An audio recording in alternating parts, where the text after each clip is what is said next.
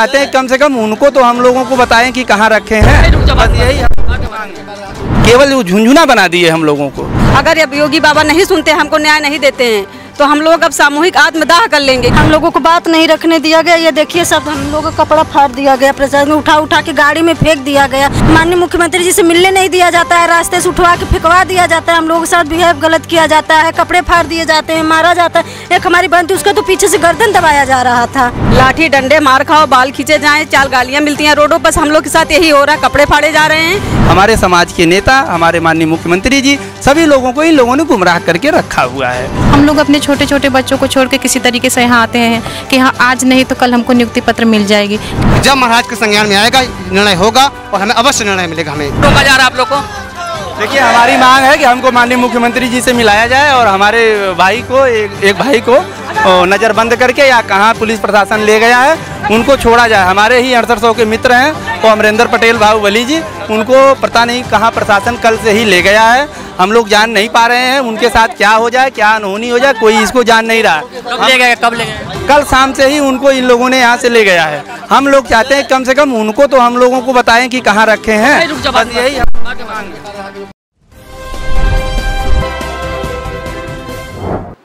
जो लखनऊ के eco garden में और यहाँ पे 69,000 शिक्षक भर्ती में जो आरक्षण घोटाला था उसको लेकर अभ्यर्थियों द्वारा प्रदर्शन किया जा रहा है। जैसा कि आप देख सकते हैं हमारे साथ कई अभ्यर्थी भी मौजूद है और इनसे हम बात करेंगे, जानेंगे क्या मांगे हैं और क्या इनकी समस्या है। आपका नाम? मेरा नाम लक्ष्मीकांत है। देखिए हमारा मामला बहुत सामान्य सा मामला, उसमें कोई बहुत समस्यात्मक नहीं। हमारी छोटी सी मांग थी और उसमें समस्या, देखिए एक 69,000 की भर्ती 2018 में आई थी जिसमें इन्होंने आरक्षण का घोटाला किया। उसमें बहुत दिनों तक हम लोगों ने अपना धरना प्रदर्शन, लाठीचार्ज, अन्य चीज़ें हम लोगों ने किया, जिसमें माननीय मुख्यमंत्री जी के आदेश पे इन लोगों ने उस पर हम लोगों का निस्तारण भी किया। एक लिस्ट दिया 6800 को, माना कि 6800 की इस भर्ती में घोटाला हुआ है, लेकिन केवल उस लिस्ट को हम लोगों को ये झुंझुना साबित किया। आज तक उसको नियुक्ति में तब्दील नहीं कर पाए। हम लोग उसी को नियुक्ति कराने के लिए कि हमारी नियुक्ति आप जो है करिए, इसी के सिलसिले में हम लोग आए थे कि अगर आप हमारी नियुक्ति नहीं करते तो हम अपनी बात अपने मुखिया माननीय योगी आदित्यनाथ जी को आशीर्वाद के रूप में या चाहे विरोध के रूप में जो भी समझिए, हम लोग लेने वहाँ गए थे, जिसको इन प्रशासन ने हम लोगों को वहाँ रहने नहीं दिया।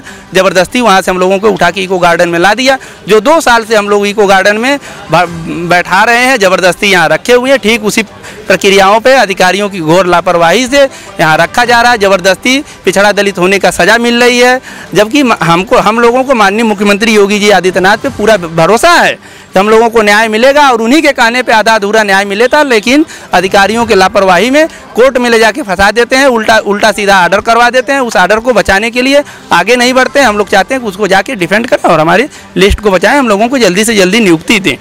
ये मामला मतलब कितने दिनों से चल रहा है? ये मामला दरअसल 5 जनवरी 2022 को लिस्ट आई है, उसके पहले से चल रहा था, लेकिन 5 जनवरी 2022 को इन्होंने इस मामले को माननीय मुख्यमंत्री जी के आदेश पे निस्तारण करने के लिए आगे बढ़ाया, लेकिन केवल वो झुंझुना बना दिए हम लोगों को और फंसा दिए। आगे ले जाके चुनाव जैसे बीत गया, आज तक हम लोग दर की ठोकरें खा रहे हैं। अब हम लोगों को एक उम्मीद तब भी है कि माननीय योगी जी अगर एक बार हम लोगों की बात को सुन लेंगे तो निसंदेह वो हमारे राजा, हमारे मुखिया हमको न्याय देंगे, हमको उन पे भरोसा है। लेकिन इन अधिकारी लोगों पे हम लोगों को आज भी गुमराह है और आज भी संदेह बना हुआ है। इसी पीड़ा को हम जा रहे थे माननीय योगी जी को बताने कि जिससे हमको न्याय मिल सके। आपके कहने पे ही न्याय मिला था, लेकिन इस न्याय को इन लोगों ने फंसा दिया। आप दोबारा हमको न्याय दिलवाने का प्रयास करिए और इसीलिए हम लोग यहाँ आए हैं और हमारी इससे इतर कोई बहुत विशेष मांग नहीं है और संवैधानिक दायरे में ही रह के अपनी सारी चीज़ें कर रहे हैं। आप लोग इतने धरने पर बैठे हो, कोई आला अधिकारी है आपसे बात करने, संज्ञान लेने आपके मामले का? नहीं, बातें तो होती हैं, लेकिन केवल वो गुमराह की बातें होती हैं। अगर बातें हमारी क्लियर कट हो जाती तो बताइए 5 जनवरी 2022 से लिस्ट आई है, आज तक कहाँ है? हमको न्याय मिल जाता। 2 दिन का काम है, चाहे सरकार चाहे विभाग चाहे तो हमको 2 दिन में नियुक्ति दे दे, लेकिन ज़बरदस्ती हमको 2 साल से फंसाए हुए हैं। आगे पता नहीं कितने दिनों तक फंसाए रहेंगे। लेकिन अब हमको अपने मुखिया को बताना ही पड़ेगा और हमको अपने मुखिया पे पूरा भरोसा है। मुखिया के ही बताने पे ही आया था और हमें पता है और विश्वास है कि माननीय योगी आदित्यनाथ जी एक बार हम लोगों को आशीर्वाद देंगे और हम लोग जल्द से जल्द विद्यालय में जाएंगे, लेकिन अधिकारियों पर हमें भरोसा नहीं है। महिला अभ्यर्थी भी हमारे साथ है। आप कहाँ से? मैं बैठी हूँ, मेरा नाम रमा है।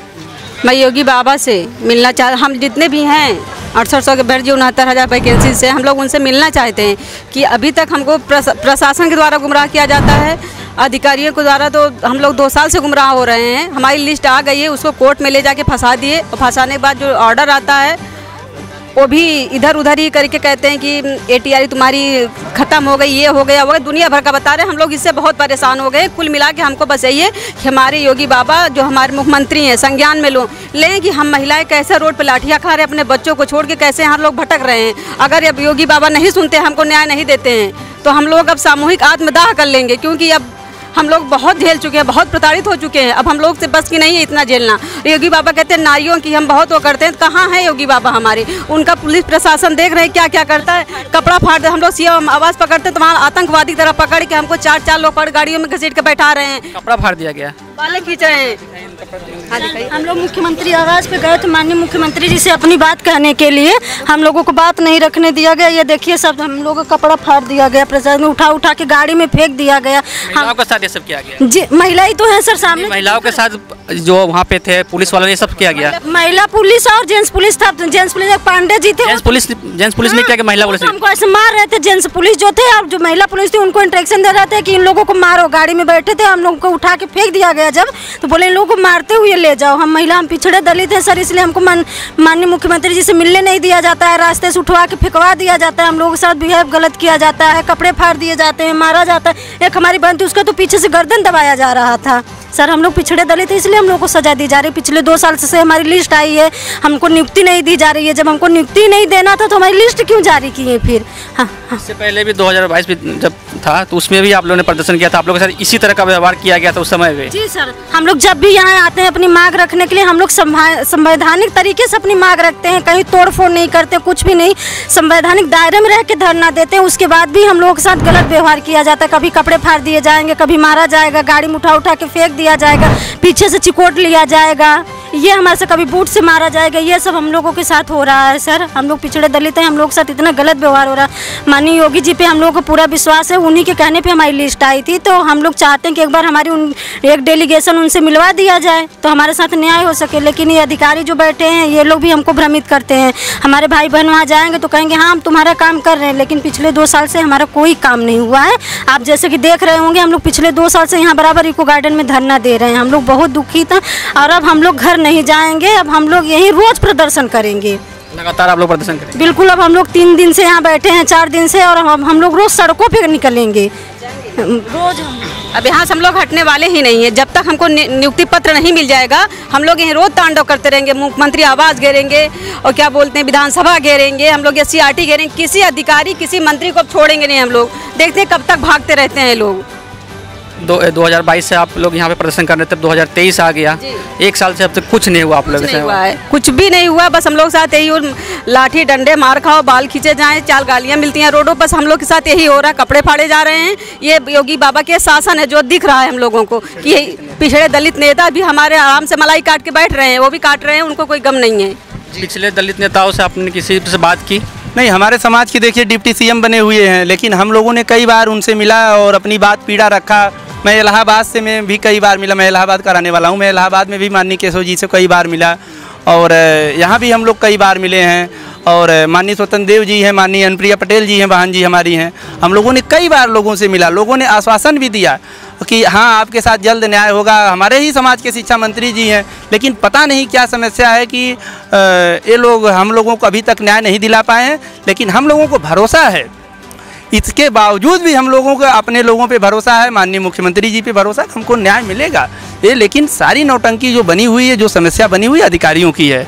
और वो अधिकारी हैं, सब लोग जानते हैं। अधिकारियों पे आप लोगों को भरोसा नहीं? हाँ बिल्कुल, 1-2 लोग अधिकारी, हम कोई चोरी छिपा नहीं बात करते हैं, सही बात बोल रहे हैं। 1-2 लोग हैं, वो लोग नहीं चाहते हैं कि हम लोगों को न्याय मिले।